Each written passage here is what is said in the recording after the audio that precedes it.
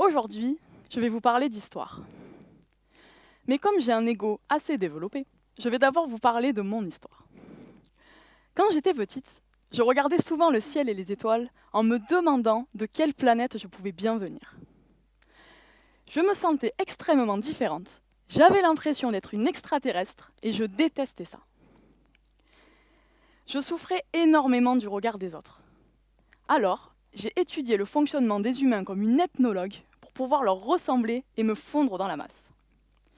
J'ai fait tout ce que je pouvais pour être la plus normale possible. Personne ne savait réellement qui j'étais.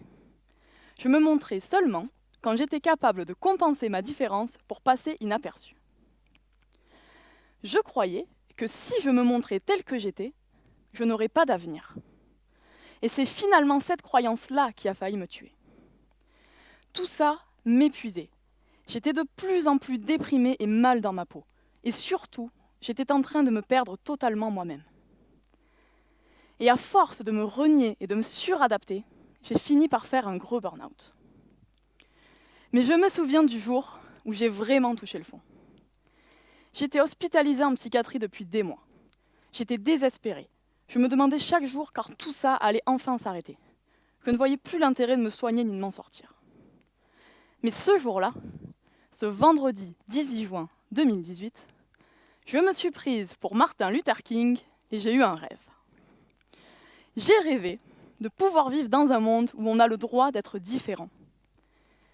J'ai rêvé de pouvoir créer un projet qui me servirait à mettre mon expérience à profit pour aider les personnes à s'accepter, à aimer leurs différences, à dépasser leurs difficultés et à faire de leur particularité une force. Alors j'ai pris un cahier super beau et des stylos de plein de couleurs différentes et j'ai commencé à noter toutes les idées qui me passaient par la tête pour mon projet.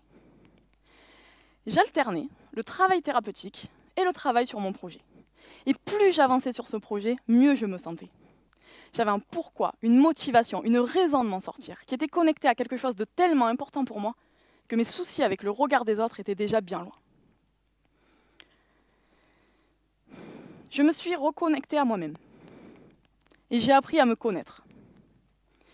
Je me suis enfin acceptée et j'ai commencé à vivre en accord avec moi-même. J'étais persuadée de me retrouver seule. Mais je préférais encore être rejetée par le monde entier que continuer à me renier davantage. Mais à ma grande surprise, mes relations avec les autres sont devenues de plus en plus faciles. J'ai cherché à comprendre pourquoi, et j'ai repensé à cette phrase que l'on connaît tous. On ne peut pas plaire à tout le monde. Et cette phrase, je l'ai vue autrement.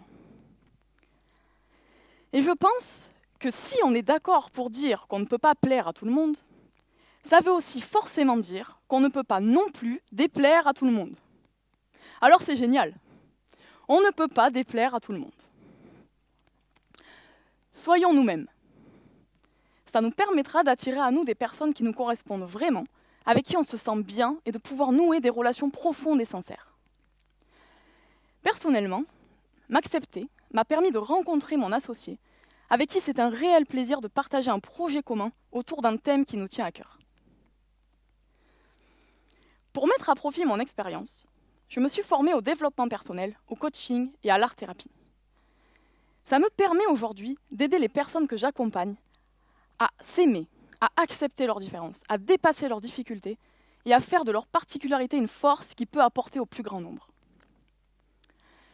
Le fait d'avoir dû analyser en permanence mon environnement et le comportement des gens